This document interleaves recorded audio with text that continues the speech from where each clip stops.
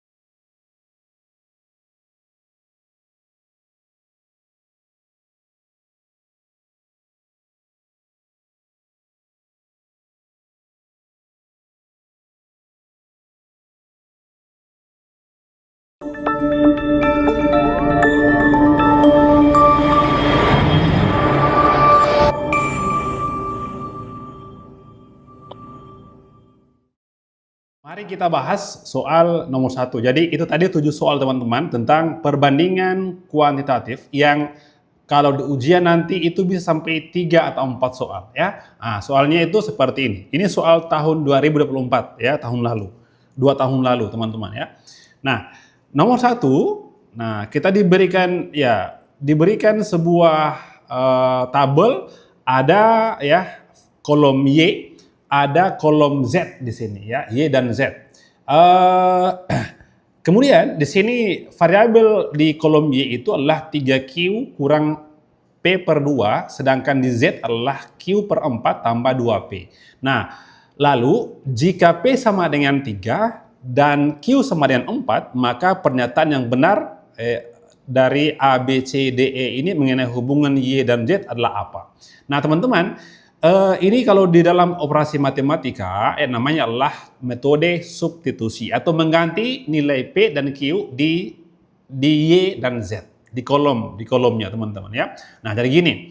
Nah, kita mulai dari variabel Y di sini teman-teman. Variabel Y itu sama dengan di sini ada ya 3Q kurang P per 2. Apa artinya? Variabel Q diganti dengan 4, variabel P diganti dengan 3. Nah, gini teman-teman. Berarti 3 ya. Nah, 3 dikali Q berapa? 4. 3 kali 4. Nah, baru kurang dengan P berapa? Ini 3 teman-teman. 3 per 2 di sini. Oke. Nah, sama dengan apa di sini ya?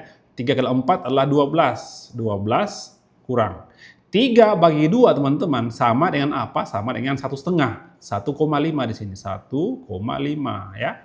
Nah, 12 kurang 1 kan 11. 11 kurang setengah lagi adalah 10,5 ya. 10,5. Berarti variabel Y adalah 10,5. Itu begitu cara teman-teman. Gampang kan? Tinggal dioperasikan, dikali, dibagi, dikurang. Nah, sedangkan kalau yang Z teman-teman, ya ini Q bagi 4. Berapa nilai Q?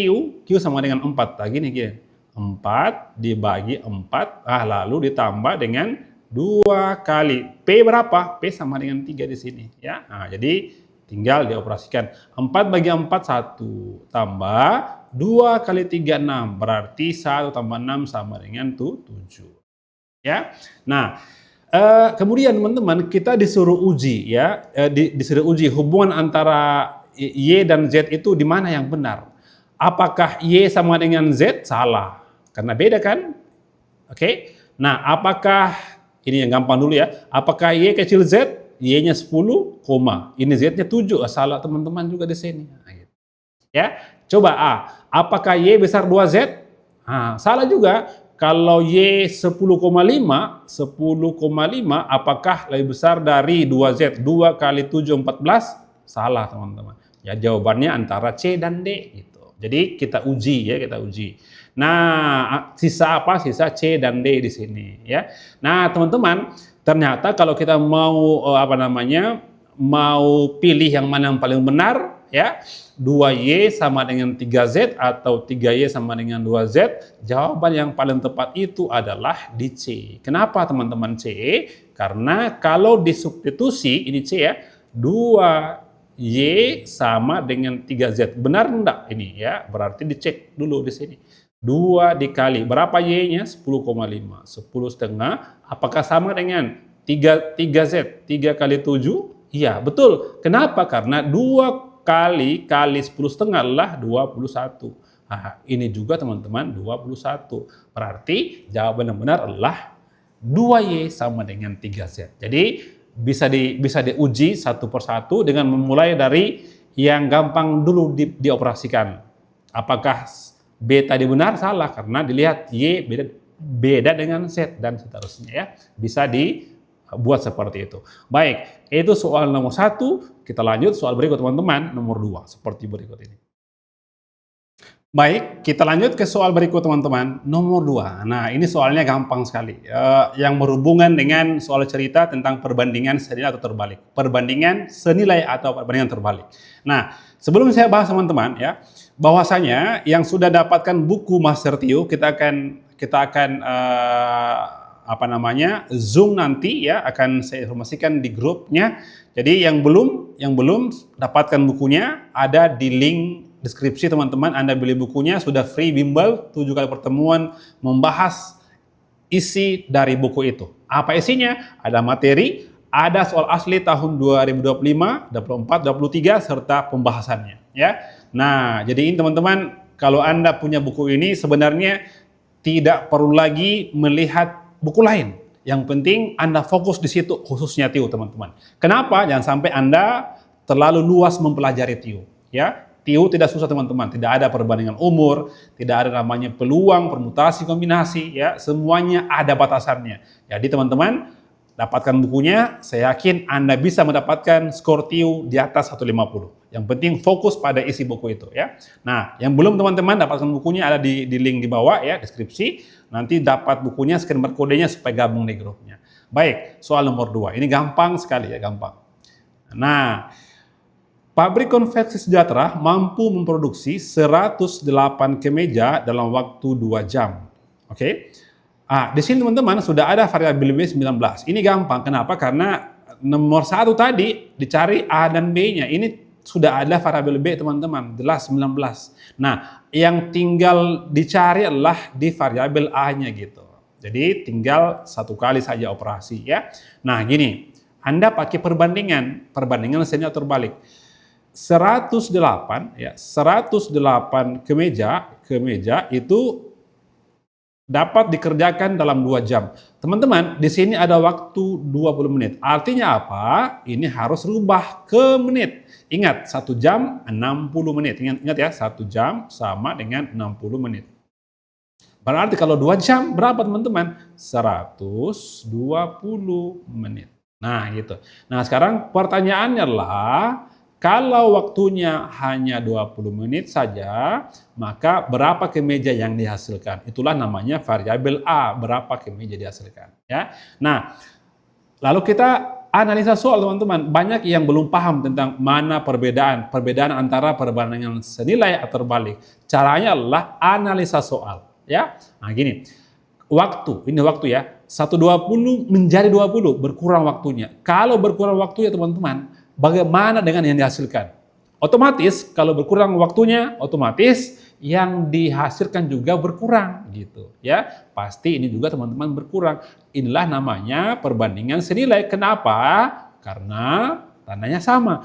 Kalau tandanya sama, maka kalian lakukan namanya adalah kali silang ya, gini. Kali Nah, kali silang. Oke? Nah, yang mana kali silang teman-teman? Yang ini sama ini dikali gitu. Dikali teman-teman ya. Gini, AA dikali 120 sama dengan yang ini sama ini kali juga teman-teman. 108 dikali 20 coy gitu. Gampang ya? Nah, sampai di sini teman-teman Anda lakukan operasi matematika. Anda boleh kalikan dulu, tapi bisa juga Anda bisa bagi dulu 120 kebetulan bisa bagi 20 kebetulan ya. 120 bagi 20 teman-teman sama dengan di sini 6 ya gitu. Artinya apa? Tinggalnya ini A kali 6 sama dengan 108. Nah, jadi kalau untuk mencari nilai A sendiri, kalian tinggal bagi saja coy. A sama dengan ya. Saya ganti warnanya supaya lebih jelas ya. A sama dengan di sini 108 dibagi 6. Berapa hasilnya ya? Ternyata dibagi ini 10 bagi 6 1 ya, berarti 48. Nah, 18. Artinya teman-teman, nilai A itu sama dengan 18. B berapa? 19. Apakah A besar B? Salah coy. Apakah A sama dengan B? Salah juga. Ya, salah juga D, salah juga error. Yang jelas adalah A kecil daripada B. Jadi harus cepat berhitung. Nah, saya pernah katakan bahwasanya masalah terbesar saat orang ujian adalah masalah waktu. Ya, 110 soal dalam waktu 100 menit. Ya, harus berlatih. Caranya gimana? Anda harus try out latihan. Kami sudah menyediakan paket namanya Sobat CPNS untuk kalian latihan. Ya, linknya ada di bawah. Ada skornya, ada waktunya, ada pembahasannya, bisa digunakan berulang-ulang selama setahun lebih dari 10 paket. Ya, yang mau ada linknya di bawah. Baik, itu soal nomor 2 teman-teman. Kita lanjut soal nomor 3 seperti berikut ini.